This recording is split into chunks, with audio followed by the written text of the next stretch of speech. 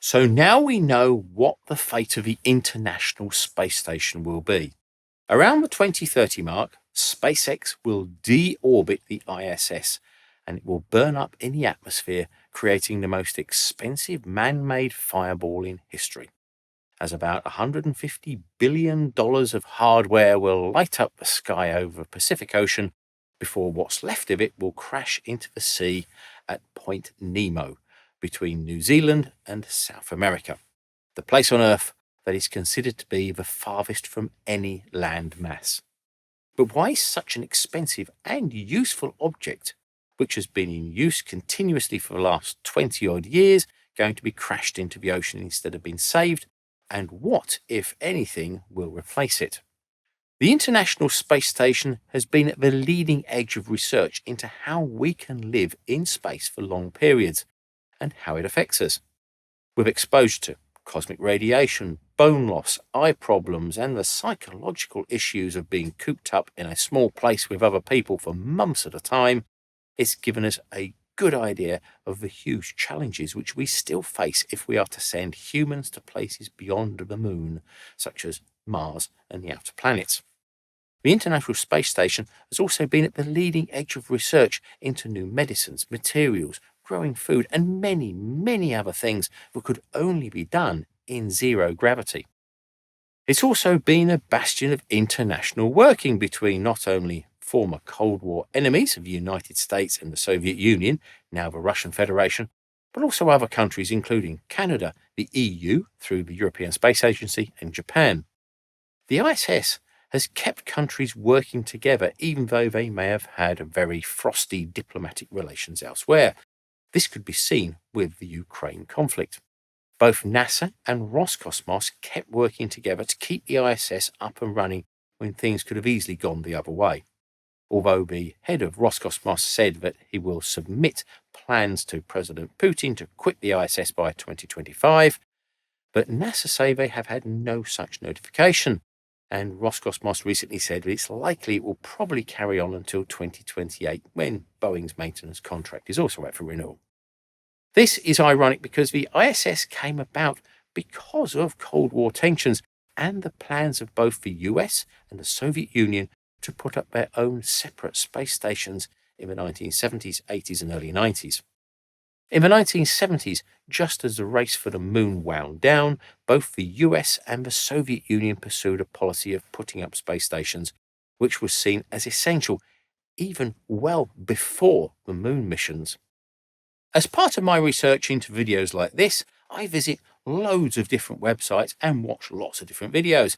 And one of the main issues I have is just keeping track of them all. But the Opera web browser, which is the sponsor for this video, will remember all the tabs after it has been shut down and restarted, which, believe me, is a really useful feature. But equally, having 30, 40 or even 50 tabs open, which is normal for me when working, can itself become quite a handful. So Opera has tab islands, where tabs of similar content are grouped together and shrunk down to one tab, greatly reducing the clutter. And you can rearrange them as you like and also search in the tabs for the websites you've actually found. Opera also has a free VPN built right in, so you can enjoy private browsing without your real IP address being revealed. And not only that, but Opera also has a built-in ad blocker, so you don't have to be bombarded by the page loads of ads and videos running all over the place whilst you're trying to find the things you're looking for. Another feature I really like is the Aria AI chat in the sidebar.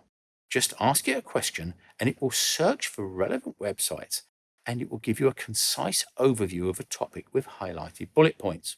It will also give you the links to the websites where it found the info so you can continue your research there. Highlight any piece of text on the web page and Aria will go and find a brief explanation of what you've highlighted, or translate it into another language, or copy it into the clipboard, or even use it as a new search phrase. I find this combination of the Aria AI chat and the search results helps to quickly find the relevant information where I can go and find more detail if required. And Aria remembers what you've asked for before, so you don't lose track of the information. You too can have all these time-saving features and more, and all you need to do is download the Opera browser from the link in the top of the description below. One of the most prominent proponents of having a manned space station was Wernher von Braun, the man who led the design of the Saturn V rockets that took the men to the moon with the Apollo missions. In the 1950s, von Braun and Willy Ley put forward the idea of a rotating wheel space station, which would be 76 meters across, or 250 feet, and contain 3 decks, which would revolve at 3 revolutions per minute to provide an artificial 1/3 gravity and would hold a crew of up to 80. One of their ideas was that this would become a waypoint for spacecraft headed to Mars. But this idea of a rotating wheel was not new and was explored by the Russian rocket scientist Konstantin Tsiolkovsky in 1903 as a way to artificially create gravity. Now, the rotating wheel space station has not yet come about, but in 1959 it was thought that a space station would be the next big thing after the Mercury program, until JFK called for the moon landings to beat the Soviets in a loaded race, knowing that it would cost the Soviets more than they could afford. If the Apollo program had not taken place, it's highly likely that the Saturn rockets would have been used to lift a space station into orbit using the upper stages of a Saturn V for its structure, just as they were used for the Skylab program after Apollo in 1973. As it turned out, it was the US Skylab and the Soviet Salyut stations which kicked off the space station age as interest pivoted from the moon and towards a more permanent manned presence in low Earth orbit. Skylab and Salyut proved the concept would work and led to increasingly longer record-breaking stays in space for the US astronauts and in particular the Soviet cosmonaut. With increasing cooperation between the US and the Soviets leading up to the 1975 Apollo-Soyuz test project, which involved the first docking of spacecraft from 2 different spacefaring nations, further joint missions were contemplated. One idea was an international Skylab.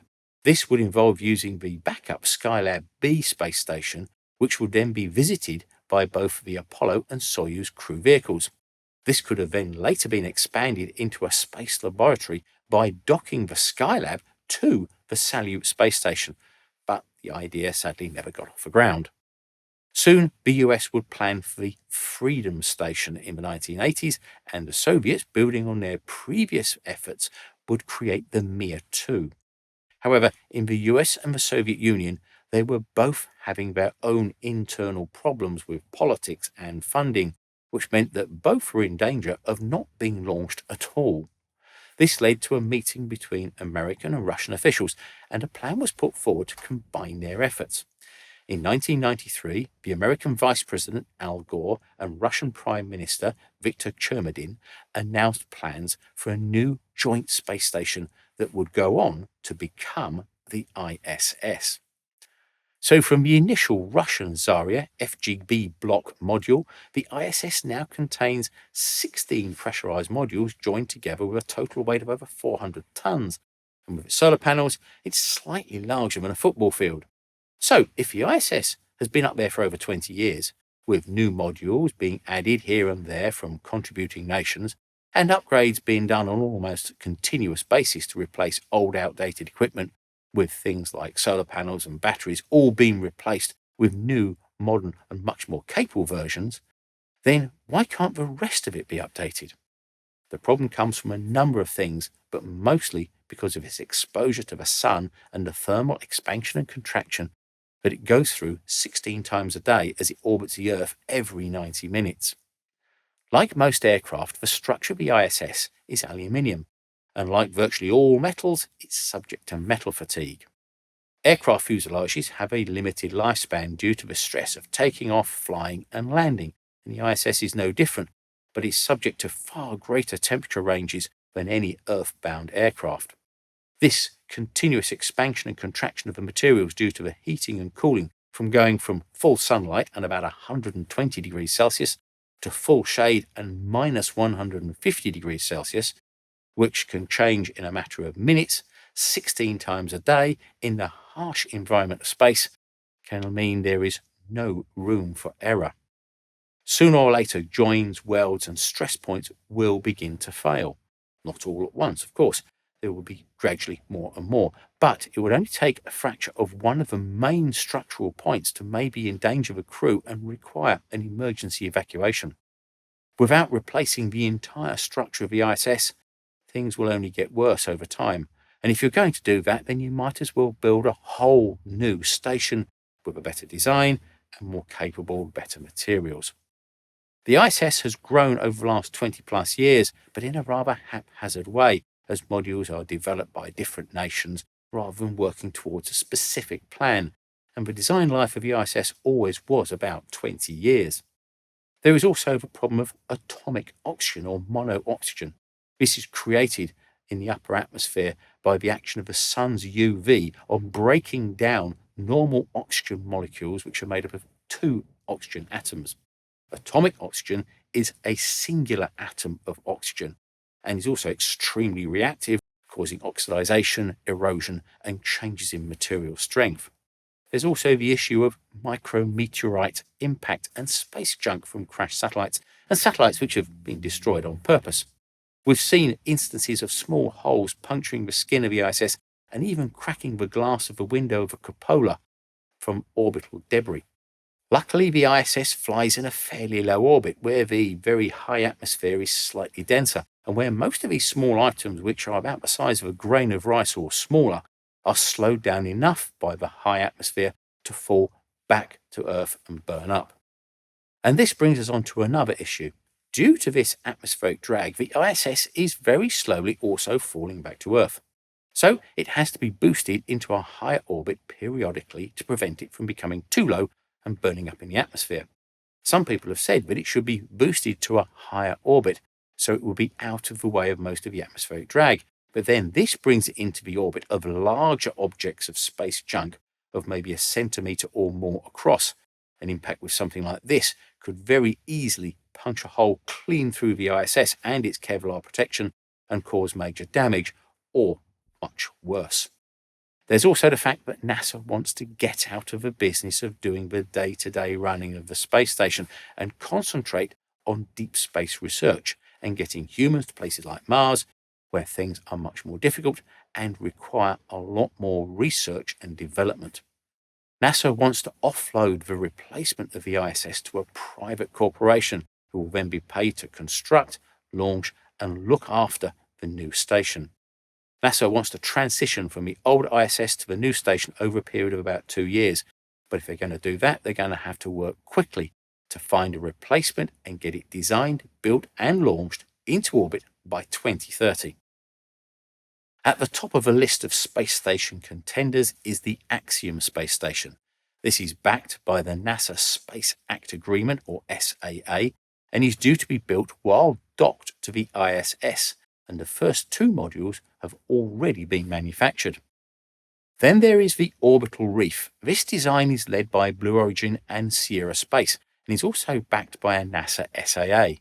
This will be launched by a Blue Origin's New Glenn rocket, and then be serviced by a Sierra Space's Dream Chaser spaceplane, although neither of these have yet been flown.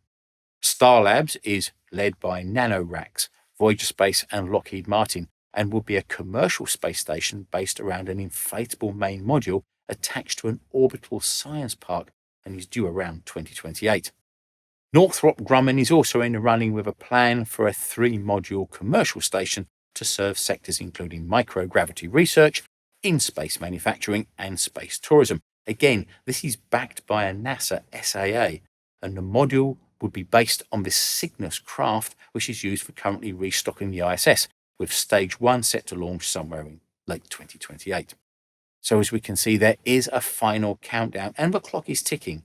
And if NASA can't get its act together, then the Chinese will be waiting in the wings with their existing space station, and they would love to offer its services to the scientific world to prove that they are ready to be the next leaders in space, something which I don't think will go down particularly well in the US political circles.